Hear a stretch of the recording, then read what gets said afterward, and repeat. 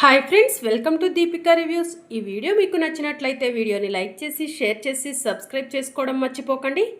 సిరమ్మ, విహారీ బాబుకి ఫోన్ చేశాను. విహారీ బాబు ఫైల్ కోసం గుడి దగ్గరకు వస్తున్నారు. గుడిలోకి ఎలా తీసుకొస్తావమ్మా? నాకు భయంగా ఉంది అని పండు చెప్తూ ఉంటాడు.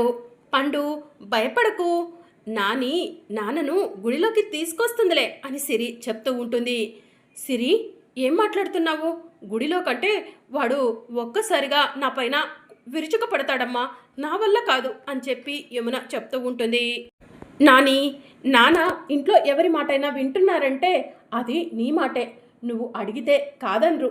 ఇంత దూరం వచ్చావు కదా, గుడిలోకి రమ్మని రిక్వెస్ట్ చేయి నాని, తప్పకుండా నాన్న గుళ్ళోకి వస్తారు అని చెప్పి సిరి చెప్తూ ఉంటుంది.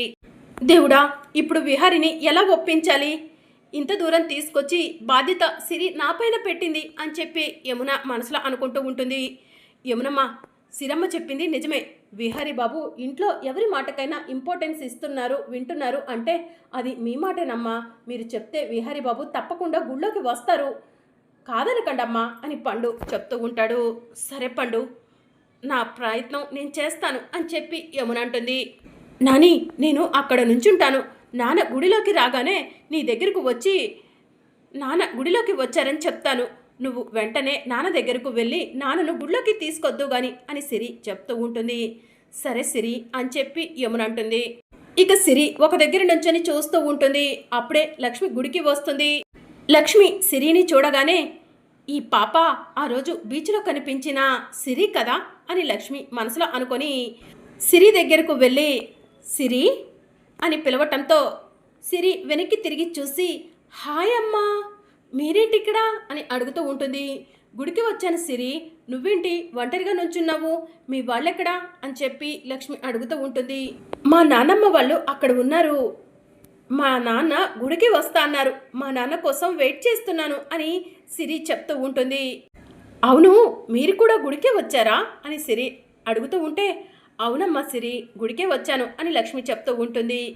అవును, మీ పేరేంటి అని సిరి అడుగుతూ ఉంటే, నా పేరు లక్ష్మి అని లక్ష్మి చెప్పబోయి ఒక్కసారిగా ఆగిపోయి, సిరి, నా పేరు కూడా సిరినే అని చెప్పి చెప్తూ ఉంటుంది. సేమ్ పించ్, మన ఇద్దరి పేర్లు ఒకటే అని చెప్పి సిరి చెప్తూ ఉంటుంది. అవును, మన ఇద్దరి పేర్లు ఒకటే అని లక్ష్మి చెప్తూ ఉంటుంది.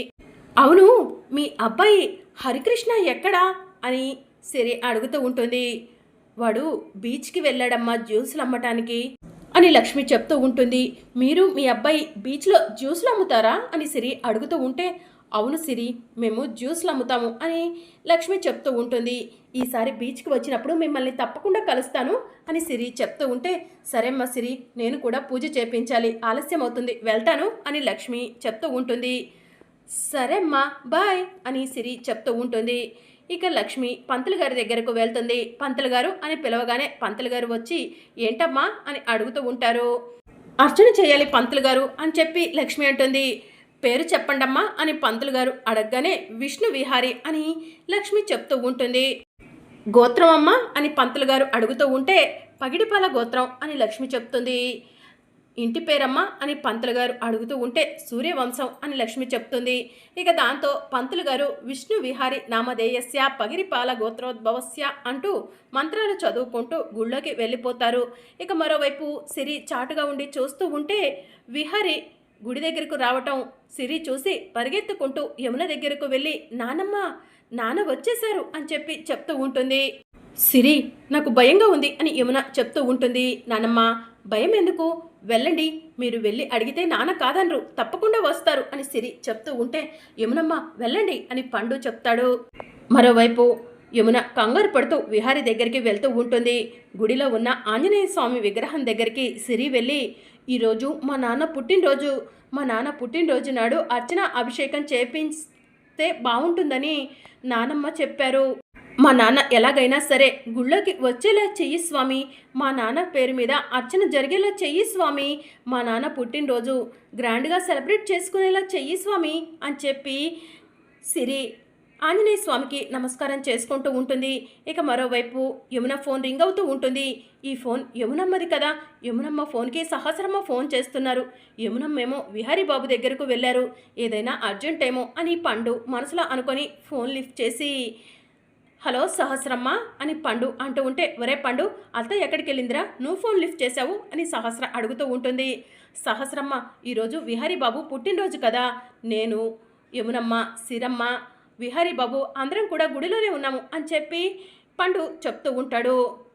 ఇంటికి లాక్ వేసి వెళ్ళారు, మరి తాళం ఎక్కడుంది అని చెప్పి సహస్ర అడుగుతూ ఉంటుంది. సహస్రమ్మ, తాళం కూడా మా దగ్గరే ఉంది అని పండు చెప్తూ ఉంటాడు. చచ్చా, మేము ఇంటికి వచ్చాము, ఎండలో నిల్చున్నాము, మాకు తాళం కావాలి, ఇప్పుడు ఎలా అని చెప్పి సహస్ర అంటూ ఉంటుంది. సహస్రమ్మ, గుడి దగ్గరకు వచ్చి తాళం తీసుకొని వెళ్ళండమ్మా, మేము ఇంటికి రావటానికి చాలా సమయం పట్టిద్ది అని పండు చెప్తూ ఉంటాడు. సరే, ఏదో ఒకటి చేస్తాంలే అని సహస్ర చిరుబురులాడుతూ ఫోన్ కట్ చేస్తుంది. విహారీ బాబు పుట్టినరోజు. సహస్రమ్మ సంతోషంగా గుడి దగ్గరకు వచ్చి విహారీ బాబు పేరు మీద అర్చన చేపిస్తే ఎంత బాగుండేది, అదే మా లక్ష్మమ్మ అయితే ఈ పాటికే విహారీ బాబు పేరు మీద అర్చన జరిపిస్తూ ఉండేది అని చెప్పి పండు మనసులో అనుకుంటూ ఉంటాడు. లక్ష్మమ్మ ఎక్కడున్నావమ్మా అని పండు మనసులో అనుకుంటూ ఉంటాడు.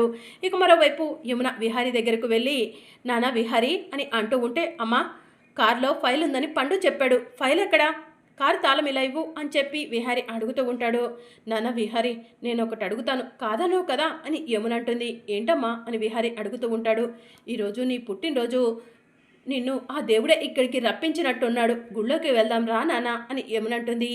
పుట్టినరోజులు లాంటివి జరుపుకోక చాలా సంవత్సరాలే అయిపోయింది కదమ్మా, ఇప్పుడు మళ్ళీ కొత్తగా పుట్టినరోజు ఏంటి అని విహారీ అంటాడు.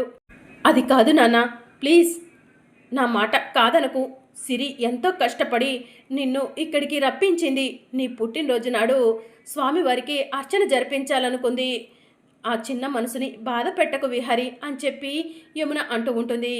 సరే అమ్మా వస్తాను అని విహారీ అంటాడు. ఇక యమున చాలా సంతోషంగా విహారీని తీసుకొని గుళ్ళోకి వెళ్తూ ఉంటుంది. మరోవైపు సహస్ర కోపంగా ఉంటే యమున సహస్ర దగ్గరకు వెళ్ళి ఏమైంది సహస్ర అని అడుగుతూ ఉంటుంది. అమ్మ అందరూ కూడా గుళ్ళో ఉన్నారంట, బావ పుట్టినరోజు కదా ఈరోజు, గుడిలో అర్చన అభిషేకాలు జరుగుతున్నాయంట, ఇంటికి తాళం వేసుకొని తాళాలు తీసుకొని వెళ్ళిపోయారు, వాళ్ళు వచ్చే వరకు మనం ఇంటి బయట ఉండక తప్పదమ్మా అని సహస్ర అంటుంది. సహస్ర పదవే గుడికి వెళ్దాం, తాళం తీసుకొని ఇంటికి వచ్చేద్దాం అని పద్మాక్షి అంటుంది. సరే అమ్మా అని సహస్ర అంటుంది. సహస్ర పద్మాక్షి ఇద్దరూ కలిసి గుడికి వస్తూ ఉంటారు.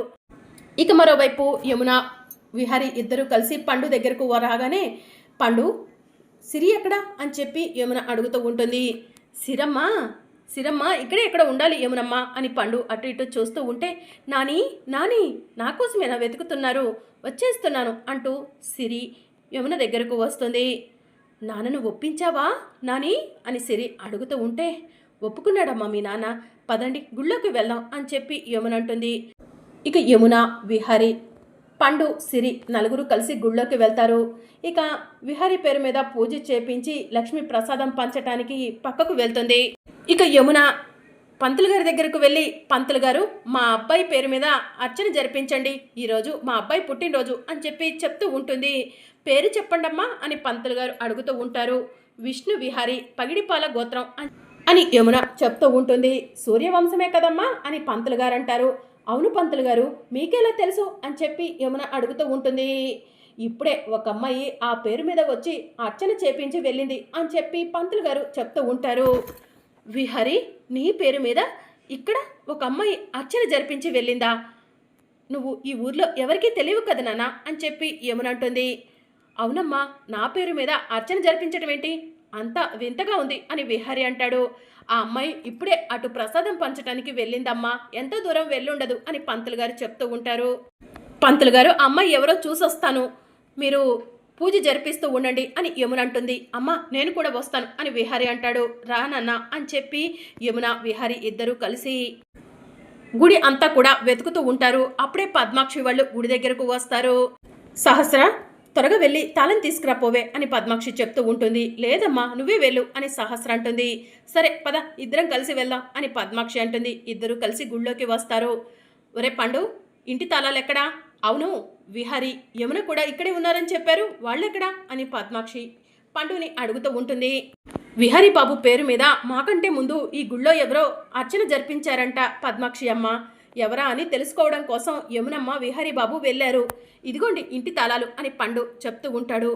విహారీ పేరు మీద వేరే వాళ్ళు మనకంటే ముందు అర్చన అభిషేకం జరిపించారా అని పద్మాక్షి మనసులో అనుకుంటుంది. సహస్ర తాళాలు తీసుకో, త్వరగా వెళ్దాం అని చెప్పి పద్మాక్షి అంటుంది. పద్దు నాన్న పేరు మీద అర్చన జరుగుతుంది కదా, ఉండొచ్చు కదా అని చెప్పి సిరి అంటూ ఉంటుంది. సిరి నాకు చిన్న పని ఉంది అని పద్మాక్షి సిరి పిలుస్తున్నా కూడా వినిపించుకోకుండా అక్కడి నుంచి వెళ్ళిపోతుంది. ఇక లక్ష్మి గుడి బయట ప్రసాదం పంచుతూ ఉంటుంది. యమున వాళ్ళు గుడి అంతా కూడా వెతుకుతూ ఉంటారు. ఇక పద్మాక్షి విహారీ పేరు మీద పూజ జరిపించింది ఎవరై ఉంటారు సహస్ర అని అడుగుతూ ఉంటుంది. ఏమోనమ్మా అని సహస్ర చెప్తుంది. పద ముందు విహారీ పేరు మీద పూజ జరిపించింది ఎవరో తెలుసుకుందాం అని చెప్పి పద్మాక్షి చెప్తూ ఉంటుంది. నాన్న విహారీ అటు చూడు అని యమున అంటూ ఉంటుంది. ఏముందమ్మా అక్కడ అని విహారీ అడుగుతూ ఉంటాడు. ఇప్పుడు నీ పేరు మీద పూజ జరిపించిన అమ్మాయి ప్రసాదం పంచడానికి అటు వెళ్ళిందని పంతులు గారు చెప్పారు. అక్కడి నుంచి చాలామంది జనం ప్రసాదం తీసుకొని వస్తున్నారు, పద వెళ్ళి చూద్దాం అని చెప్పి యమున అంటుంది. సరే అమ్మా అని విహారీ యమున ఇద్దరూ కలిసి ప్రసాదం పంచే దగ్గరికి వెళ్తూ ఉంటారు. విహారీ యమున లక్ష్మిని చూడబోతూ ఉండగా పద్మాక్షి సహస్ర లక్ష్మి నోటిని గట్టిగా మూసేసి పక్కకు లాక్కొని వెళ్ళిపోతారు. ఎవరు మీరు, నా నోటిని ఎందుకు మూసేశారు అని లక్ష్మి వెనక్కి తిరిగి చూసేసరికి ఎదురుగా పద్మాక్షి సహస్ర ఉంటారు. పద్మాక్షి సహస్రను చూసిన లక్ష్మి సంతోషంతో సహస్రమ్మ పద్మాక్షి అమ్మ బాగున్నారా అని అడుగుతూ ఉంటుంది. ఏ లక్ష్మి నువ్వేంటే ఇక్కడ అని చెప్పి పద్మాక్షి అడుగుతూ ఉంటుంది. అదేంటమ్మా నేను అడగాల్సిన ప్రశ్న మీరు అడుగుతున్నారు అని లక్ష్మి అంటుంది. అంటే ఏంటే అని పద్మాక్షి అడుగుతూ ఉంటుంది. 5 సంవత్సరాలుగా నేను హైదరాబాద్ని వదిలి ఈ విశాఖపట్నానికి వచ్చేసానమ్మా. ఇప్పుడు మీరు కొత్తగా కనిపించారు అని చెప్పి లక్ష్మి అంటుంది. అవును మీరేంటి ఇక్కడున్నారు అని లక్ష్మి అడుగుతూ ఉంటుంది. సహస్రమ్మ మీ పాప ఎలా ఉంది, మీకు కూతురు పుట్టిందంట కదా అని లక్ష్మి అంటూ ఉంటుంది. నువ్వు మాకు దూరంగా ఉంటున్నావు కదా, నా కూతురు బాగుంది, నేను బాగున్నాను అని సహస్ర చెప్తూ ఉంటుంది. సహస్రమ్మ విహారీ గారు యమునమ్మ బాగున్నారా అని లక్ష్మి అడుగుతూ ఉంటుంది. చెప్పాను కదవే నీ నీడ మా ఇంటిపై పడట్లేదు కాబట్టి మేము ప్రశాంతంగా ఉన్నాము అని చెప్పి సహస్ర చెప్తూ ఉంటుంది.